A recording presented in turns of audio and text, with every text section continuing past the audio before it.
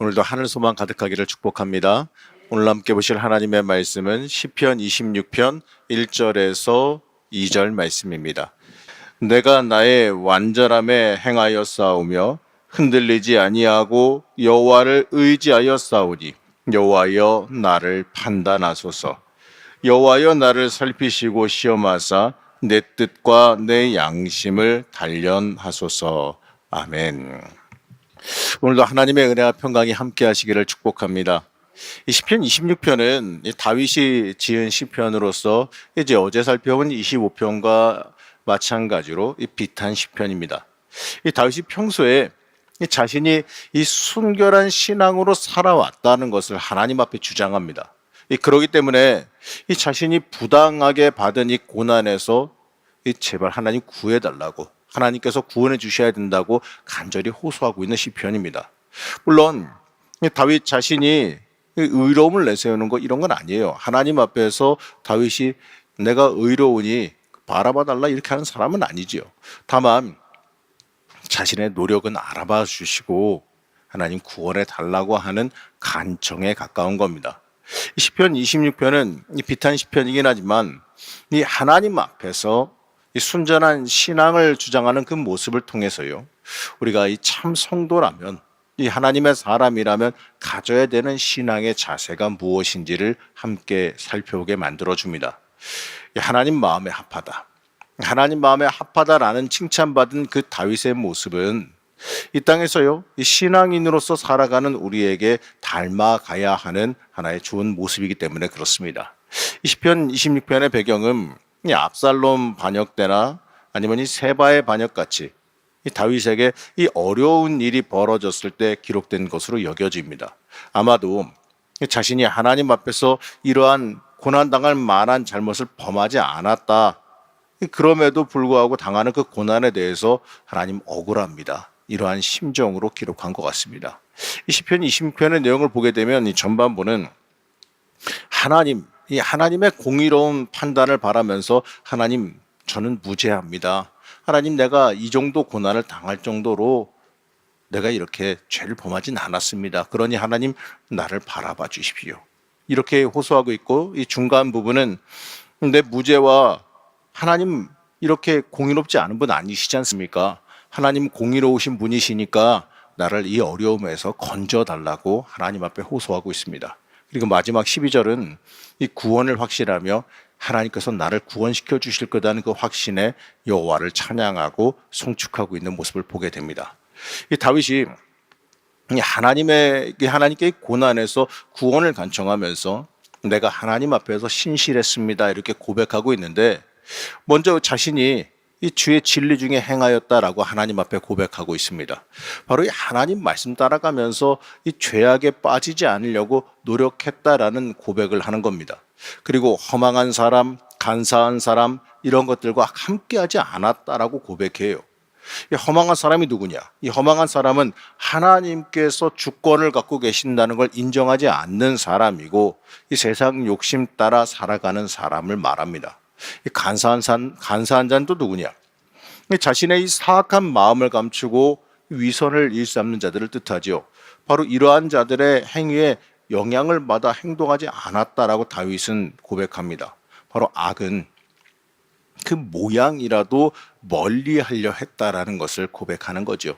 또 말하기를 이 다윗은 행악자의 집회를 미워했다 이렇게 고백합니다. 자, 여기서는 우리가 시편 1편 1절 말씀을 떠올리게 되는데, 우리 시편 1장 1절 말씀을 갖다가 함께 합독하시겠습니다. 복 있는 사람은 악인들의 꾀를 따르지 아니하며 죄인들의 길에 서지 아니하며 오만한 자들의 자리에 앉지 아니하고. 자, 우리가 잘 알고 있는 이 말씀처럼 악인들과의 교제를 끊어버리고 하나님의 제단 주변에서만 자신이 살았다라는 이야기예요. 바로 하나님만 경외하는 삶을 본인은 살아왔다라고 고백하는 겁니다. 다윗의 이러한 고백을 통해서 우리가 무엇을 봐야 되냐면, 우리가 이 신앙인으로서 이 땅을 어떻게 살아가야 하는지를 다시 한번 생각하게 만들어주죠. 이 다윗의 이러한 신앙적인 태도는 우리가 깊이 묵상하면서 따라가야 하는 올바른 태도입니다. 나는 과연 이 복이 있는 자리, 복 받을 만한 자리에 서 있었는지, 내가 그 자리에서만 살아갔는지 한번 돌이켜 봐야 됩니다. 이 복이 있는 자리를 하나님께서는 틀림없이 우리에게 알려주시거든요. 우리가 어떻게 살아가야 복이 있고 어느 자리가 복이 있는 자리인지 알려주고 계시는데 내가 그 자리를 피해서 돌아다니고 있지는 않았는지 다시 한번 생각해 봐야 한다는 겁니다. 그리고 그 이후에 다윗은 이렇게 고백합니다. 고난을 만났을 때 고난에서 하나님 건져 주십시오. 내가 이 복의 자리 그곳에 계속 있었사오니 하나님 이 고난에서 나를 건져 주시길 원합니다. 이렇게 고백합니다. 사실 이 고난이라는 거요 절대로 유쾌하지 않지요. 아무리 훈련을 많이 받고 많은 은혜를 받았어도 이 고난은 피할 수 있으면 피하는 게 맞는 겁니다. 그러고 싶지 않습니까? 이 다윗은 인생에 걸쳐서 이 하나님 편에서 살아왔어요. 물론 사람이니까 다윗도 잘못한 부분이 있을 수도 있습니다. 부족한 부분이 있을 거예요. 하지만 그 일반적인 사람의 기준으로 볼 때는 이 도저히 따라갈 수 없을 정도로 하나님 앞에서 성결한 삶 살아온 거 맞지 않습니까?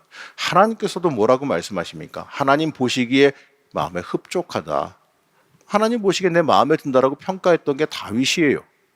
그렇기 때문에 많은 복도 누렸습니다. 많은 재산과 많은 권세도 누렸고요. 하나님께서 동행하시며 항상 승리하게 인도해 주셨어요. 그래서 말만 들으면 어떻습니까? 굉장히 화려하고 평탄한 삶 살아온 것처럼 보이지 않습니까? 하지만 다들 알고 있다시피요. 다윗의 인생 절대로 평탄하지 않았잖아요. 사무엘에게 기름 부음 받은 그 순간부터 계속해서 고난과 어려움 겪으며 살아왔습니다. 사울에게 이 생명의 위협받으면서 광야로 내몰렸고 그곳에서도 언제 사울 왕에게 죽을지 몰라서 여기저기 유랑하며 떠도는 삶을 살았지 않습니까? 언제 그 고난이 끝날지도 모르는 상황을 견뎌야 됐고 왕이 정작 되어서도 통합 이스라엘의 왕이 아니라 헤브론에서 수년간 머물러 있어야 했어요. 그리고 왕이 되어서도요 계속된 사울 왕의 그 잔존 세력들과 씨름해야 됐어요. 그 북이스라엘 지파들과 계속해서 씨름하면서 살아갔지 않습니까? 반란에 시달렸고요.